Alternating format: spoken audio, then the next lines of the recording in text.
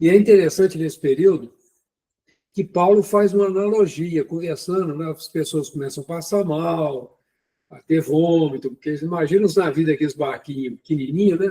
O Genivaldo até mostrou um barquinho aqui para a gente, ó, só para lembrar aqui, né? Barquinho, você imagina 300 e tantas pessoas nesse negócio, né?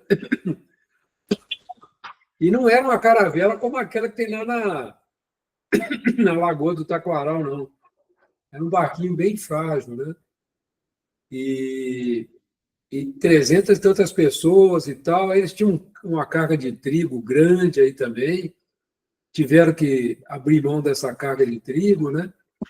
Jogar no mar, tirar todo o peso que não fizesse sentido, né? Aí Paulo começa a comentar assim que durante a nossa vida a gente recebe os avisos, né, de como se comportar e tudo, né? Mas chega o momento do desencarne, ele faz até um paralelo com isso, onde a pessoa está diante dessa tormenta, está fazendo a transição para outra vida, né? Aí ele vê as coisas que ele não cuidou, né?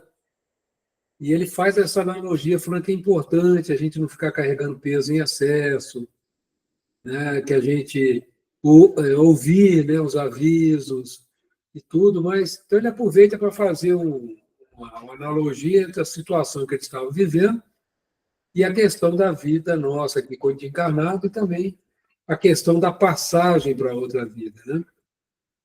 É muito interessante que depois eles vão chegar aqui em Malta, eles passam por esses 14 dias, grande parte deles sobrevivem.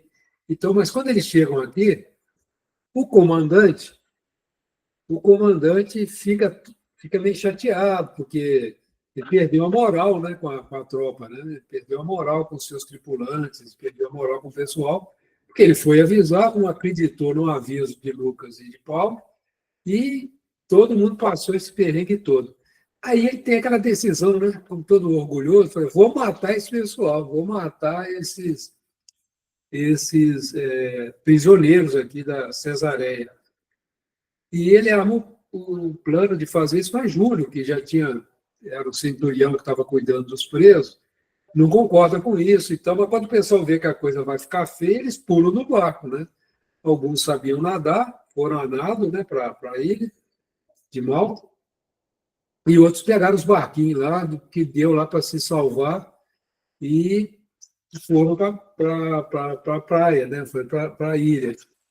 E é interessante que nessa ilha, Paulo começa a cuidar das pessoas, faz fogueira e tudo, e ele é atingido por uma cobra, né? Muito venenosa e tudo. E aí inicia, né? O pessoal começa, ele não morre, né? Ele vai morrer em horas, ele não morre. Ele só balança a mão assim, a cobra cai numa fogueira, né? E nada acontece. Muito interessante essa história, né? É interessante ler esse trecho, porque Paulo faz assim um alerta para nós, né? Um alerta bastante interessante sobre essa questão da vida. Ele faz essa situação que aconteceu lá, ele faz um paralelo com as coisas que acontecem com a gente durante a nossa vida, né? Os avisos que nós recebemos e tudo mais, né? Eu achei muito interessante essas colocações que Paulo fez aqui, né? Só vou voltar um pouquinho aqui para a gente poder lembrando melhor o que ele escreveu, né? Só um minutinho. Eu acho que vale a pena a gente. Ele coloca assim: procuremos caminhar no mundo qual marinheiro vigilante, que, ignorando o momento da tempestade, guarda a certeza da sua vinda. A passagem da existência humana para a vida espiritual assemelha-se ao instante amarguroso que estamos vivendo neste barco há muitos dias. Aí, mais embaixo aqui, ele fala: a ilusão com o vento sul parece desmentir as advertências do Salvador. São ilusões que a gente passa na juventude, né? Que a gente está em plena saúde, está ainda muito preso às ilusões da matéria e tudo. Ele faz esse paralelo do vento sul, né? que parece, né, a juventude também parece desmentir as advertências. Quando a gente é muito jovem, a gente acha que é um super-homem, né? Então, é muito interessante, se vocês lerem essa parte aqui, ela tem um cunho evangélico muito importante para nós, principalmente nós que estamos estudando, né, a questão da passagem. Não sei se vocês lembram, nós estamos no céu e inferno, estudando o passamento, ou seja, o momento da morte, né, o momento do desencarne. E a gente vê a situação que é quem não se prepara, né, espiritualmente para esse momento que todos nós vamos viver mais cedo ou mais tarde. Então, achei muito interessante esse paralelo entre a viagem tumultuada, né, na região ali onde que Paulo vai em direção à Itália, com essa situação da vida, né? Então, acho que assim, eu não sei se eu consegui fazer um resuminho legal, mas é só para a gente lembrar, né, essa coisa. E a gente vai ver agora, assim, é um momento assim, muito interessante, né, com Paulo nessa ilha. Nós vamos ver agora. Aí eu não sei se o Genivaldo já chegou, acho que ainda não, né? O Gê não está ainda com a gente, não, né? Opa, chegou agora, Gê. Genivaldo, nós fizemos um resumão aqui, tá? Mostrei aqueles mapinhas que você passou, mostrei aquele barquinho que o pessoal passou um sufoco aqui, né? E agora nós vamos dar início à leitura, né? Se você estiver de acordo. Ou se ninguém tiver nenhum comentário, alguma pergunta, alguma colocação, vocês fiquem à vontade. O Genivaldo responde. Tudo tranquilo, gente? O resumo deu para dar uma lembradinha legal? Então tá bom. Então a Cláudia vai ler para nós aqui, aí o Genivaldo agora assume o leme do barco, né? Não é um barquinho tão fraco assim, né, Genivaldo? É um barquinho mais forte. Antônio. É isso aí. Aí, Cláudia. Com efeito. Antônio, Oi. fizemos a prece? É mesmo. Rapaz, olha só, estou atrapalhado mesmo, hein, Fábio? Obrigado por lembrar. Então vamos fazer, né? Nossa. Jesus, amado mestre, querido, peço-lhe desculpa por essa distração que o Fábio veio corrigir, né? Graças a Deus. Te agradecemos, Jesus, te agradecemos, Mãe Santíssima, te agradecemos essa espiritualidade do nosso cantinho, que está sempre a nos ajudar nessa caminhada. E com muita gratidão, a gente sempre lembra da nossa sala 1, dos nossos irmãos mais necessitados, onde fazemos a vibração para que toda essa energia que trazemos de bom nos nossos corações possam ser direcionadas a esse local, que já é vamos dizer assim, uma padronização para a gente focar as nossas mentes nessa vibração para os irmãos mais necessitados. Para dar aquele laço bonito nesse buquê de rosas, né? A gente sempre ora a oração que Jesus nos ensinou. Pai nosso que estais nos céus, santificado seja o teu nome, venha a nós o teu reino, seja feita a tua vontade, assim na terra como nos céus. O pão nosso de cada dia dai-nos hoje, perdoe, Pai, as nossas dívidas, assim como nós perdoamos aos nossos devedores. E, Pai, não nos deixes cair em tentação, e livra-nos, Senhor, de todo mal, que assim seja. Gratidão, Senhor. Com efeito, quando viram que ele não acusara nem mesmo a mais leve impressão de dor, os indígenas passaram a observá-lo como entidade sobrenatural. Já que se mantivera indene ao veneno da víbora, não poderia ser um homem comum, antes algum enviado do Olimpo, a que todos deveriam obedecer. A esse tempo, o mais alto funcionário de Malta, Públio Apiano, chegara ao local e ordenava as primeiras providências para socorrer os náufragos, sendo eles conduzidos a vastos galpões desabitados. próximo de sua residência, lá recebendo caldos quentes, remédio e roupas. O preposto imperial reservou os melhores cômodos da própria moradia para o comandante do navio e o centurião Júlio, atento ao prestígio dos respectivos cargos, até que pudessem obter novas acomodações na ilha. O chefe da corte, no entanto, sentindo-se agora extremamente ligado ao apóstolo dos gentios, solicitou ao generoso funcionário romano acolhesse o ex-rabino com a deferência que fazia jus, ao mesmo tempo em que elogiava as suas virtudes heróicas. Ciente da elevada condição espiritual do convertido de Damasco e ouvindo os fatos maravilhosos que lhe atribuíam no capítulo das curas, lembrou comovidamente ao centurião: ainda bem, lembrança preciosa a vossa, mesmo porque tenho aqui meu pai enfermo e desejaria experimentar as virtudes desse santo varão do povo de Israel. Convidado por Júlio, Paulo aqueceu desassombrado e assim compareceu em casa de Públio. Levado à presença do ancião enfermo, impôs-lhe as mãos calosas e enrugadas, em prece comovedora e ardente. O velhinho, que ardia e se consumia em febre letal, experimentou imediato alívio e rendeu graças aos deuses de sua crença. Tomado de surpresa, Públio Apiano viu levantar-se, procurando a destra do benfeitor para um ósculo santo.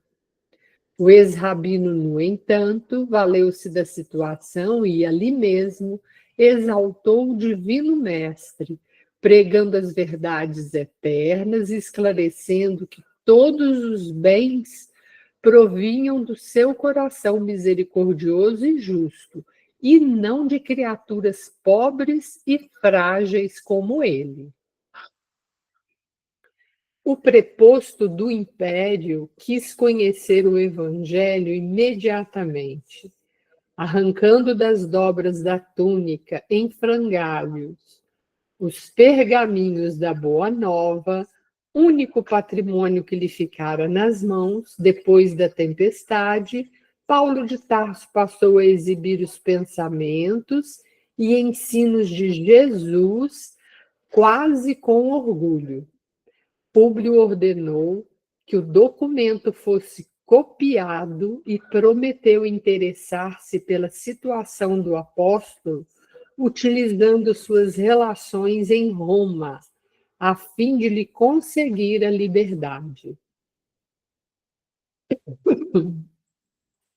A notícia do feito espalhou-se em poucas horas. Não se falava de outra coisa, senão do homem providencial que os deuses haviam mandado à ilha para que os doentes fossem curados e o povo recebesse novas revelações. Com a complacência de Júlio, o ex-rabino e os companheiros obtiveram um velho salão do administrador, onde os serviços evangélicos funcionaram regularmente durante os meses do inverno rigoroso. Multidões de enfermos foram curados. Velhos misérrimos, na claridade dos tesouros do Cristo, alcançaram novas esperanças. Quando voltou à época da navegação, Paulo já havia criado em toda a ilha uma vasta família cristã, cheia de paz e nobres realizações para o futuro. Atento aos imperativos da sua comissão, Júlio resolveu partir com os prisioneiros no navio Castor e Pólux, que ali invernara e se destinava à Itália. No dia seguinte, no dia do embarque, o apóstolo teve a consolação de aferir o interesse afetuoso dos novos amigos do Evangelho, recebendo, sensibilizado, manifestações de fraternal carinho. A bandeira augusta do Cristo também ali ficara desfraldada para sempre. O navio demandou a costa italiana debaixo de ventos favoráveis. Chegados a Siracusa, na Sicília, amparado pelo generoso centurião, agora devotado amigo, Paulo de Tarso aproveitou os 3 dias de permanência na cidade em pregações do reino de Deus, atraindo numerosas criaturas ao Evangelho. Em seguida, a embarcação penetrou o estreito, tocou em Régio, aproando daí a Puteoli, não longe de Vesúvio. Antes do desembarque, o centurião aproximou-se do apóstolo respeitosamente e falou: Meu amigo, até agora estiveste sob o amparo da minha amizade pessoal direta. Daqui por diante, porém, temos de viajar sob os olhares indagadores de quantos habitam nas proximidades da metrópole, e há que considerar vossa condição de prisioneiro. Notando-lhe o natural constrangimento, mescla de humildade e respeito, Paulo exclamou: Ora esta, Júlio, não te incomodes. Sei que tens necessidade de algemar-me os pulsos para a exata execução de teus deveres. Apressa-te a fazê-lo, pois não me seria lícito comprometer uma afeição tão pura qual a nossa. O chefe da corte tinha os olhos molhados, mas, retirando as algemas da pequena bolsa, acentuou: Disputo a alegria de ficar convosco. Quisera ser como vós, um prisioneiro do Cristo. Paulo estendeu a mão, extremamente comovido, permanecendo ligado ao centurião, sob o olhar carinhoso dos 3 companheiros. Júlio determinou que os prisioneiros comuns fossem instalados em prisões gradeadas e que Paulo, Timóteo, Aristarco e Lucas ficassem em sua companhia, em uma pensão modesta. Em face da humildade do apóstolo e de seus colaboradores, o chefe da corte parecia mais generoso e fraternal. Desejoso de agradar ao velho discípulo de Jesus, mandou sindicar imediatamente se em Pozzuoli havia cristãos e, em caso afirmativo, que fossem à sua presença para conhecerem os trabalhadores da semeadura santa. O soldado incumbido da missão, daí a poucas horas, trazia consigo um generoso velhinho de nome Sexto Flacus, cuja fisionomia transbordava a mais viva alegria. Logo à entrada, aproximou-se do velho apóstolo e osculou-lhe as mãos. Regou-as de lágrimas, em transportes de espontâneo carinho. Estabeleceu-se imediatamente consoladora palestra de que Paulo de Tarso participava comovido. Flacus informou que a cidade tinha há muito a sua igreja, que o evangelho ganhava terreno nos corações, que as cartas do ex-rabino eram tema de meditação e estudo em todos os lares cristãos, que reconheciam em suas atividades a missão de um mensageiro do Messias Salvador. Tomando a velha bolsa, arrancou ali mesmo a cópia da Epístola aos Romanos, guardada pelos confrades de Pozzuoli, com especial carinho. Paulo tudo ouvia gratamente impressionado, parecendo-lhe que chegava a um mundo novo. Júlio, por sua vez, não cabia em si de contente e, dando largas ao seu entusiasmo natural, Sexto Flacos expediu recados aos companheiros. Aos poucos, a modesta estalagem enchia-se de caras novas.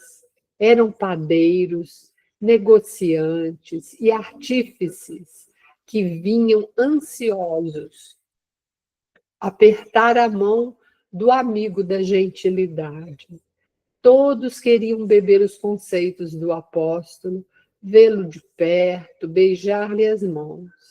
Paulo e os companheiros foram convidados a falar na igreja aquela mesma noite, e cientes de que o centurião pretendia partir para Roma no dia imediato, os sinceros discípulos do Evangelho em Pozzuoli rogaram a Júlio permitisse a demora de Paulo entre eles, ao menos por 7 dias, ao que o chefe da corte atendeu de bom grado. A comunidade viveu horas de júbilo imenso. Sexto Flacos e os companheiros expediram 2 emissários a Roma, para que os amigos da cidade imperial tivessem conhecimento da vinda do apóstolo dos gentios. E, cantando louvores no coração, os crentes passaram dias de ilimitada aventura. Decorrida a semana de trabalhos frutuosos, felizes, o centurião fez ver a necessidade de partir. A distância a vencer excedia de 200 quilômetros, com 7 dias de marcha consecutiva e fatigante. O pequeno grupo partiu acompanhado de mais de 50 cristãos de Pozzuoli, que seguiram o ex-rabino até o Fórum de Ápio, em cavalos resistentes, montando carinhosa guarda aos carros dos guardas e prisioneiros. Nessa localidade, distante de Roma, 40 e poucas milhas, aguardava o apóstolo dos gentios, a primeira representação dos discípulos do Evangelho na cidade imperial. Eram anciães comovidos, cercados por alguns companheiros generosos, que por pouco carregavam o ex-rabino nos braços. Júlio não sabia como disfarçar a surpresa que lhe ia na alma. Jamais viajara com um prisioneiro de tamanho prestígio. De Fórum de Ápio, a caravana demandou o sítio denominado As 3 Tavernas, acrescida agora do grande veículo que levava os anciães romanos e sempre rodeada de cavaleiros fortes e bem dispostos. Nessa região, singularmente nomeada em vista do grande conforto de suas hospedarias, outros carros e novos amigos esperavam Paulo de Tarso com sublimes demonstrações de alegria. O apóstolo, agora, contemplava as regiões do Lácio, empolgado por emoções suaves e doces. Tinha a impressão de haver aportado a um mundo diferente da sua Ásia cheia de combates acerbos. Com permissão de Júlio, a figura mais representativa dos anciães romanos tomara assento junto de Paulo, naquele jubiloso fim de viagem. O velho Apolodoro, depois de certificar-se da simpatia do chefe da corte pela doutrina de Jesus, tornou-se mais vivo e minucioso no seu noticiário verbal, atendendo às perguntas afetuosas do apóstolo dos gentios. Vindes a Roma em boa época, acentuava o velhinho em tom resignado. Temos a impressão de que nossos sofrimentos por Jesus vão ser multiplicados. Estamos em 61, mas há 3 anos que os discípulos do Evangelho começaram a morrer nas arenas do circo pelo nome Augusto do Salvador. Sim, disse Paulo de Tarso solicitamente, eu ainda não havia sido preso em Jerusalém quando ouvi referências às perseguições indiretas movidas aos adeptos do cristianismo pelas autoridades romanas.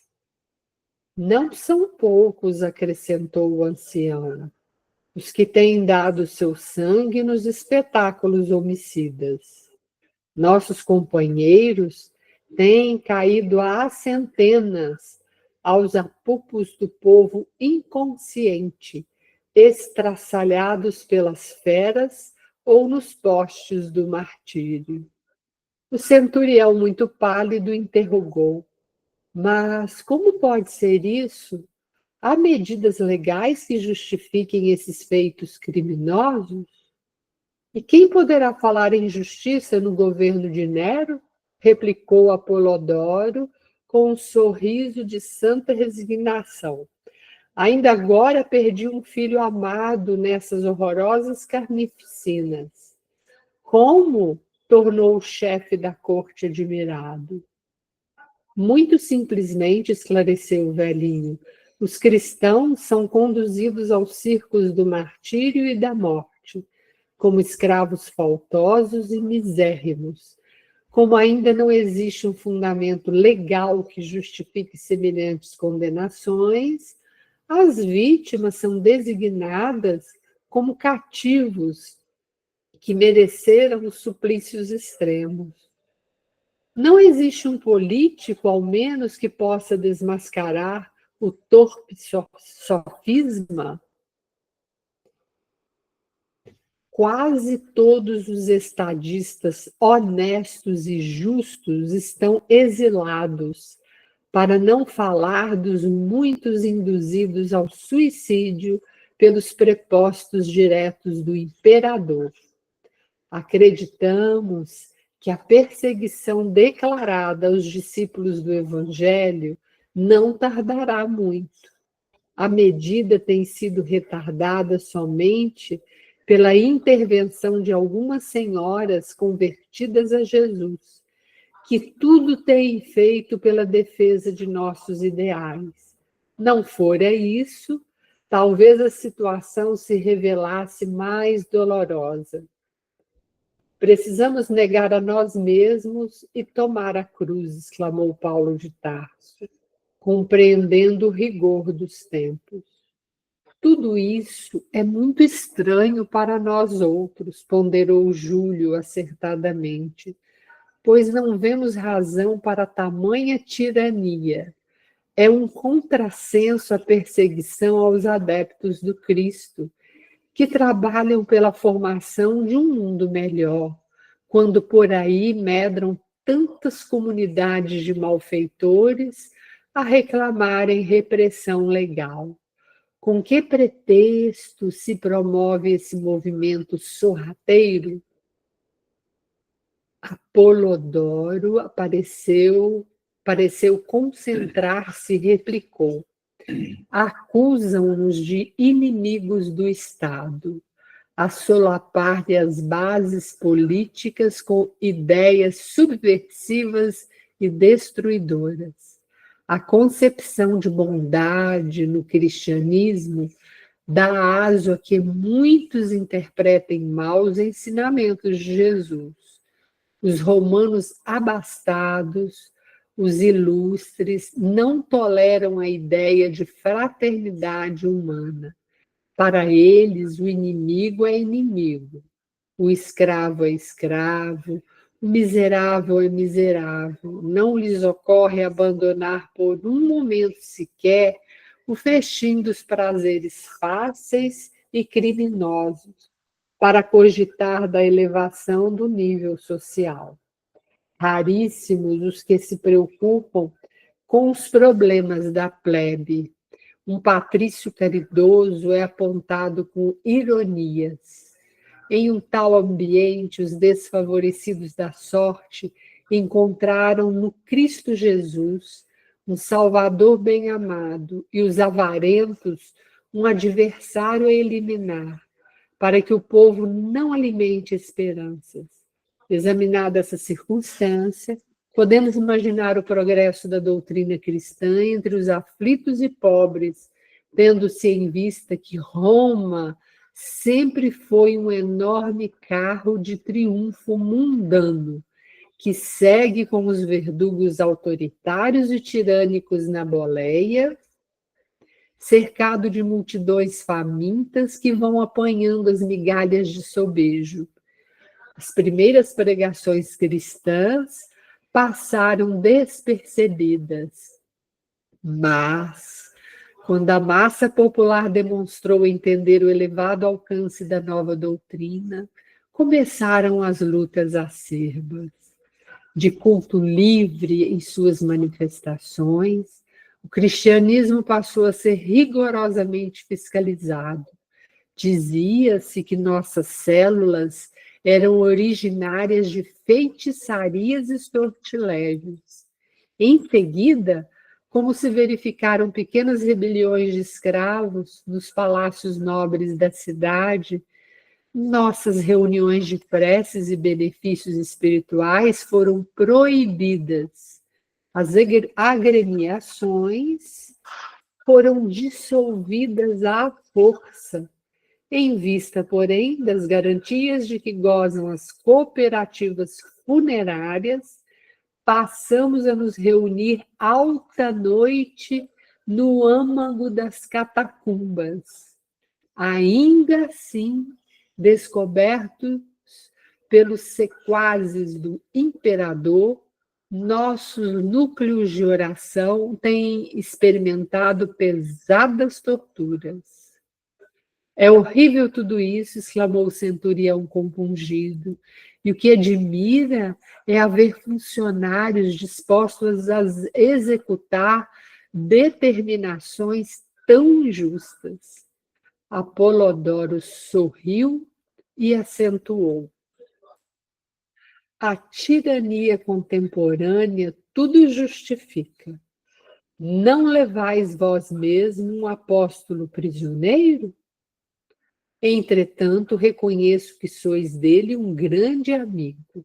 A comparação do velho e arguto observador fez empalidecer ligeiramente o centurião. Sim, sim, murmurava ele, tentando explicar-se. Paulo de Tarso, todavia, reconhecendo a posição e embaraço do amigo, acudiu esclarecendo. A verdade é que não fui encarcerado por malvadez ou inópia dos romanos, desconhecedores de Jesus Cristo, mas por meus próprios irmãos de raça. Aliás, tanto em Jerusalém como em Cesareia, encontrei a mais sincera boa vontade nos prepostos do império. Em tudo isso, amigos, preponderam as injunções do serviço do Mestre. Para êxito indispensável dos seus esforços remissores, os discípulos não poderão caminhar no mundo sem as marcas da cruz. Os interlocutores entreolharam-se satisfeitos. A explicação do apóstolo vinha elucidar completamente o problema. O grupo numeroso alcançou Alba Longa, onde novo contingente de cavaleiros esperava o valoroso missionário. Daí até Roma, a caravana moveu-se mais vagarosa, experimentando sublimadas sensações de alegria. Paulo de Tarso, muito sensibilizado, admirava a beleza singular das paisagens desdobradas ao longo da Via Ápia. Mais alguns minutos e os viajores atingiu a Porta Capena, onde centenas de mulheres e crianças aguardavam o apóstolo. Era um quadro comovente. O cortejo parou para que os amigos o abraçassem.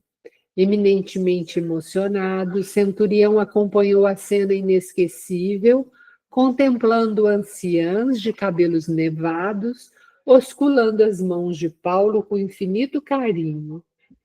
O apóstolo, enlevado naquelas explosões de afeto, não sabia se havia de contemplar os panoramas prodigiosos da cidade das 7 colinas, se paralisar o curso das emoções para prosternar-se em espírito, em um preito justo de reconhecimento a Jesus. Obedecendo às ponderações amigas de Apolodoro, o grupo dispersou-se. Roma inteira banhava-se suavemente no crepúsculo de opalas. Brisas cariciosas sopravam de longe, balsamizando a tarde quente. Considerando que Paulo precisava de repouso, o centurião resolveu passar a noite numa hospedaria e apresentar-se com os prisioneiros no dia imediato.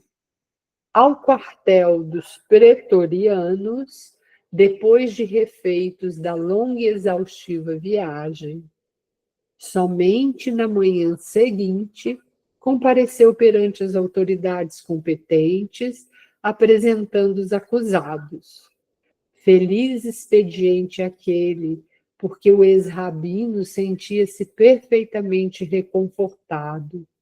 Na véspera, Lucas, Timóteo e Aristarco separaram-se dele a fim de se instalarem na companhia dos irmãos de Ideal, até poderem fixar a sua posição.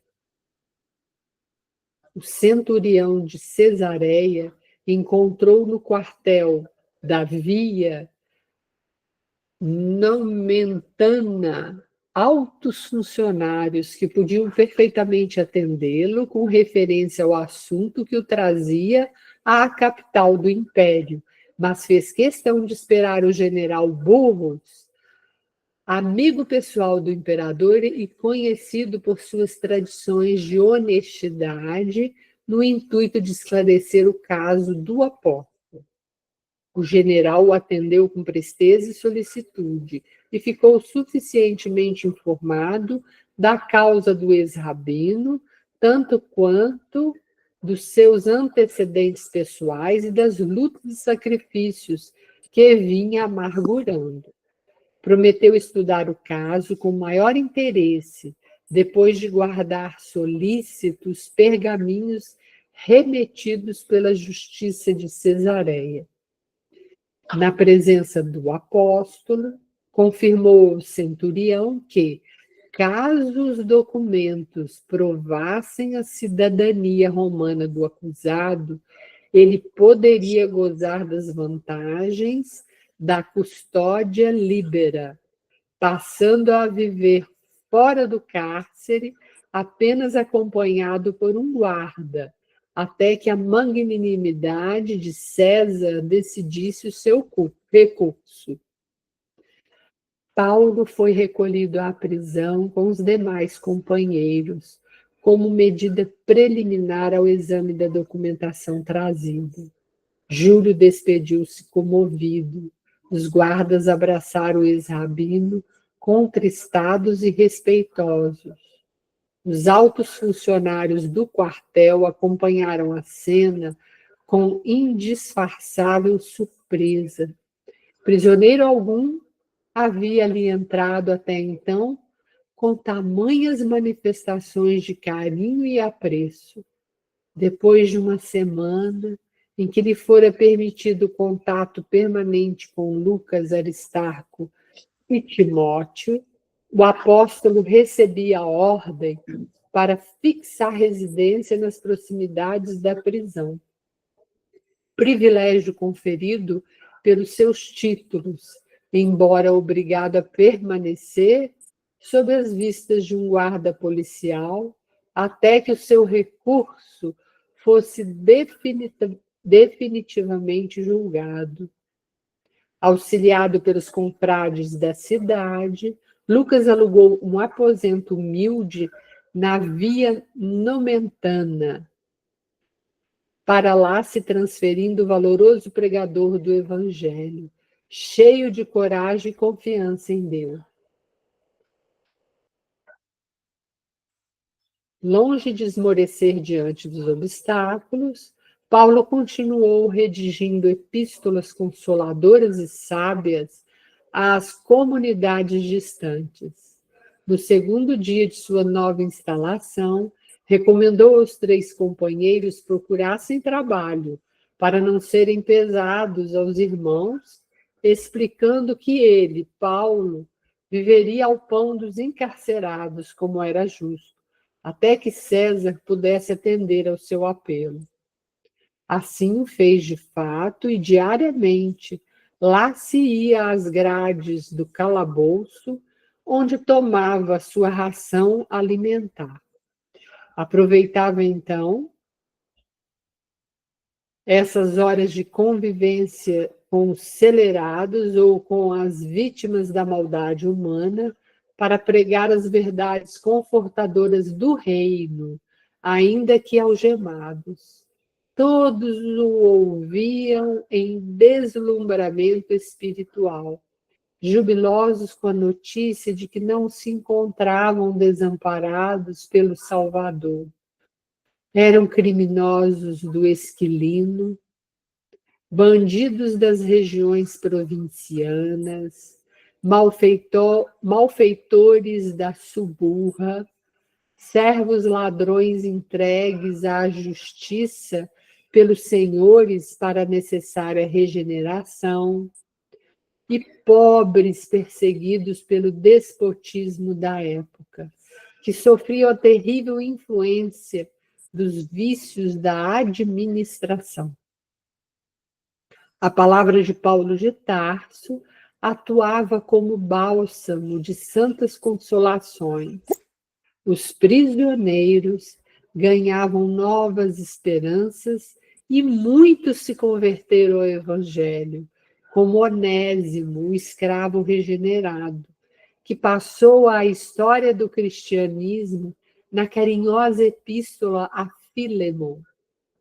No terceiro dia da nova situação, Paulo de Tarso chamou os amigos para resolver determinados empreendimentos que julgava indispensáveis.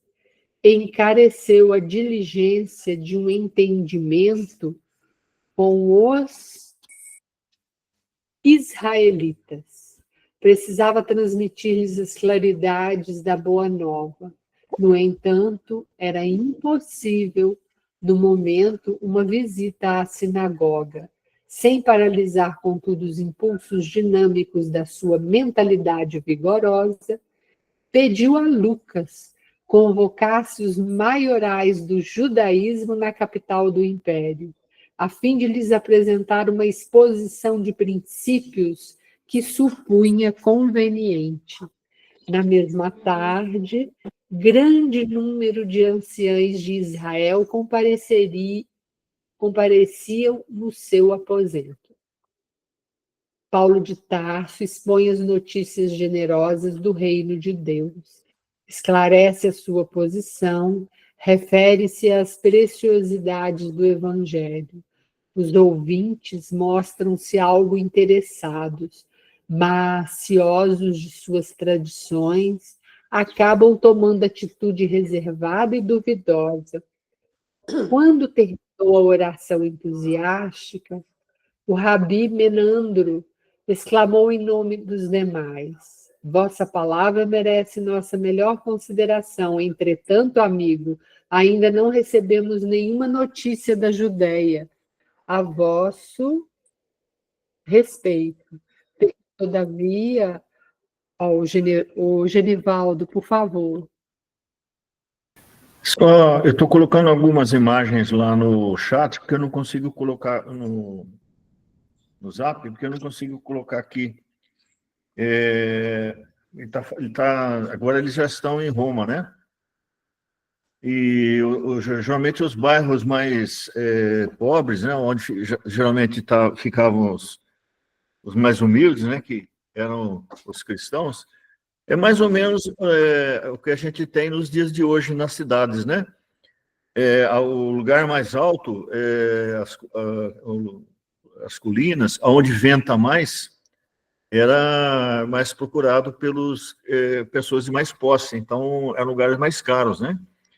Então, aos pobres estavam geralmente destinados os lugares assim mais de periferia, né? Geralmente era perto dos cemitérios, né? Por isso que a gente vê os cristãos aí na catacumbas, não é? É mais ou menos que nem nas cidades de hoje. Perto do cemitério, realmente é um lugar assim mais barato, né? Também próximo a matadouros, próximo a Porto, né? Por causa que sofria muitas enchentes, né? É mais ou menos o que a gente tem nos dias de hoje, né? É bastante interessante. Aí ele narrando, e o Marmetino, que ele fala, né? Era um dos lugares aí, um dos bairros, dos pontos, né? Mais, assim, miseráveis, né? Habitado por... seria aí o morro, né? Ou seria hoje aí o gueto, que a gente tem, né? O Nero era maluco, né? O sonho dele era ter uma Roma reconstruída. Então, ele põe fogo nos bairros mais pobres aí, ele incendeia Roma e põe a culpa nos cristãos, né? Eles que têm originado o incêndio. Porque o sonho dele era refazer uma Roma nova, né? Sem o casario de miseráveis que tinha aí, né? Só curiosidade, tá? Pode continuar, Cláudia.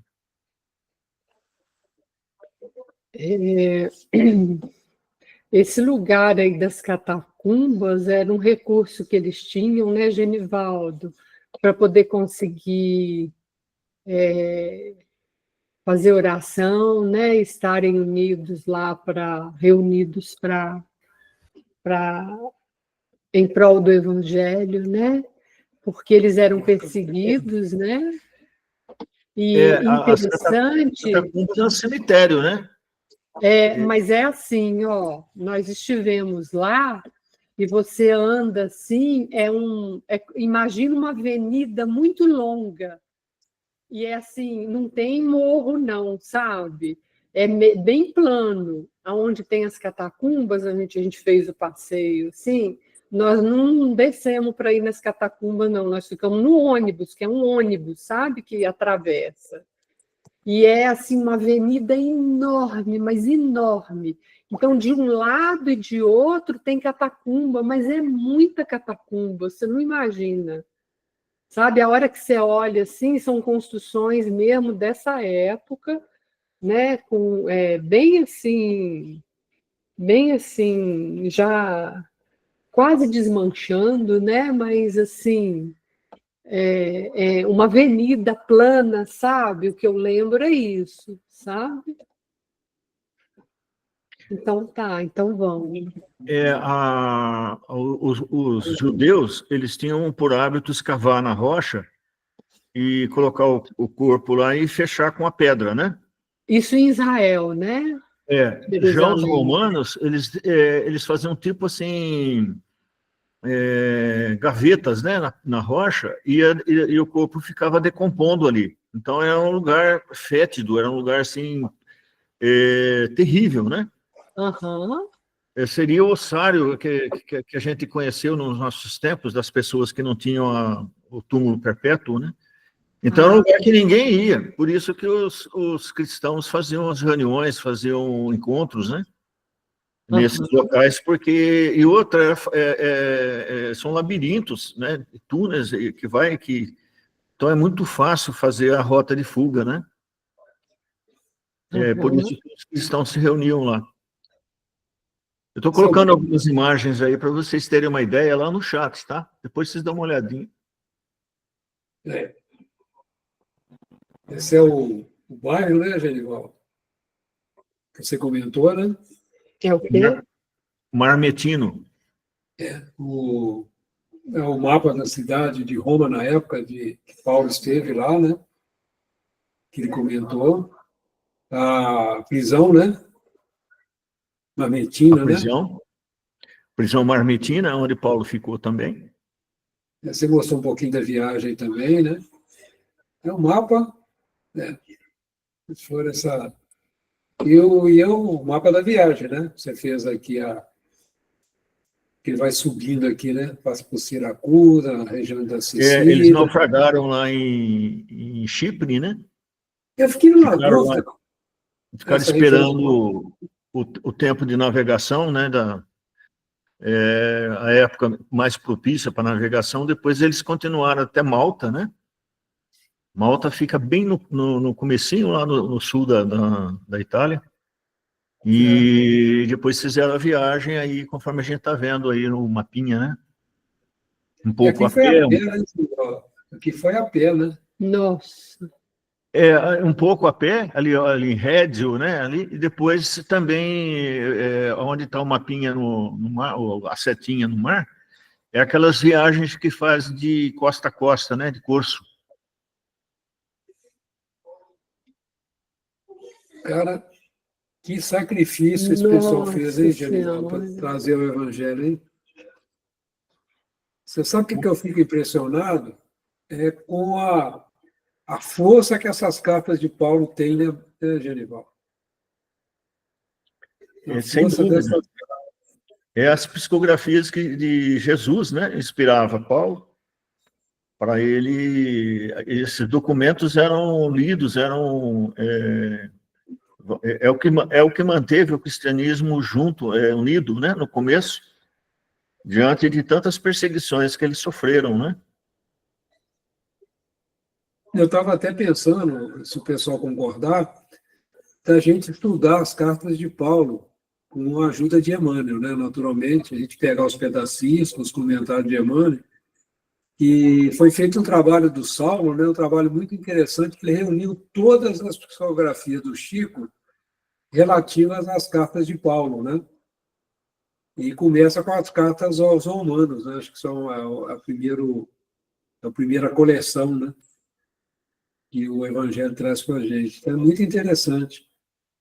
Não sei se o pessoal vai querer, né? Porque a gente vai estudar só mensagem de Emmanuel e tudo que a gente pode estudar o conteúdo evangélico, né? Acho que é bastante interessante. E é de uma riqueza esse trabalho de Paulo fantástico, né? O Atos dos Apóstolos também é algo muito rico também, mas a gente, de certa maneira, estudando a obra Paulo e Estevão, de certa maneira, a gente viajou pelo Atos dos Apóstolos, né? É interessante também que a gente pode pensar assim, mas por que Paulo se entrega desse jeito, né? Quando o barco afundou, quando ele ficou em Malta, ou ele ficou em Creta, ou ele ficou aí no sul da Itália, era facinho dele fugir, né? Ele não tinha guarda junto com ele nenhum momento, né? E essa confiança que ele tinha, primeiro no julgamento que ele colocava, né? E, ao mesmo tempo, essa peregrinação até Roma, onde ele vai ser morto, faz parte de um planejamento aí do plano espiritual, né? Então, ele sabia que, de alguma forma, ele sabia o risco que ele corria de ser morto. Porque chegar nas unhas de Nero, numa época de perseguição, ele já, vamos dizer assim, com um processo, né, em andamento, pedir para correr risco, né? Mas ele se manteve firme e até na prisão aí, esperando o julgamento de Nero, que demorou, né? Ele ficou escrevendo o tempo inteiro, ele ficou produzindo aí os documentos, né, as cartas. Então a gente vê como que o plano espiritual, mesmo quando a gente está numa época de dificuldade, doença ou qualquer coisa nesse sentido, a gente pode ser instrumento do plano espiritual até o último segundo de vida, né? Essa é uma lição importante para todos nós, né? Eu acho que a saga de Paulo é um hino, né? À nossa fé, né? Para a gente não desistir nunca. Apesar de toda a dificuldade, nós estamos vivendo tempos com uma característica diferente, né? Mas tempos de muita mudança também, né? De muita, vamos dizer assim, que vê o materialismo, aquele ponto que Kardec colocou, né? Que a gente não deve combater os materialistas, mas a gente precisa combater o materialismo, né? E isso tem prejudicado muito a humanidade, né? E se a gente pega um paralelo do que acontecia em Roma naquele instante de Paulo e faz um paralelo com o que está acontecendo hoje, é muito interessante perceber, né, e a importância da doutrina do Cristo, né, na clareza que a doutrina espírita traz, né? É algo para a gente. Eu fico assim lendo essa obra, eu fico meditando muito, né, sobre o que nós estamos vivendo na nossa casa espírita, né, no movimento espírita, muito interessante.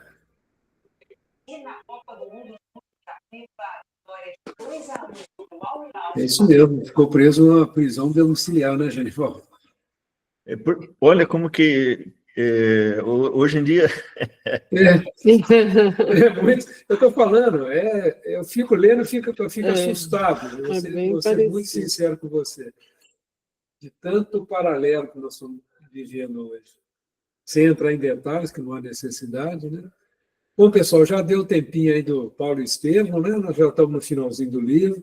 Dê uma pensada se vocês têm interesse de estudar as cartas de Paulo, né, com as mensagens de Emmanuel. É muito rico, posso dizer. Eu comprei o livro, né, do Saulo, lá da Federação Espírita, e na minha visão vale a pena, né? Mas é um contexto diferente, é um estudo de mensagens de Emmanuel, né? Com a profundidade do nosso mentor. Então, dê uma pensada e depois a gente vai conversando ao longo desses últimos dias de estudo, as últimas semanas de estudo dessa obra, né? Então, vamos agradecer por essa primeira hora e não vamos esquecer da oração, né? Que é muito importante a gente sempre fazê-la antes do início de qualquer trabalho.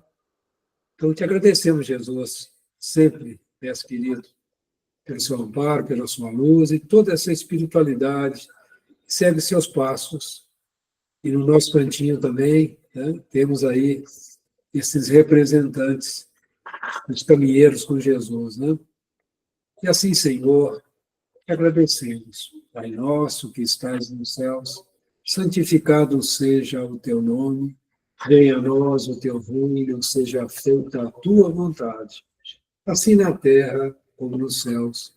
O pão nosso de cada dia dai-nos hoje, perdoe, Pai, as nossas dívidas, assim como nós perdoamos aos nossos devedores. E, Pai, não nos deixes cair em tentação e livra-nos, Senhor, de todo mal, que assim seja.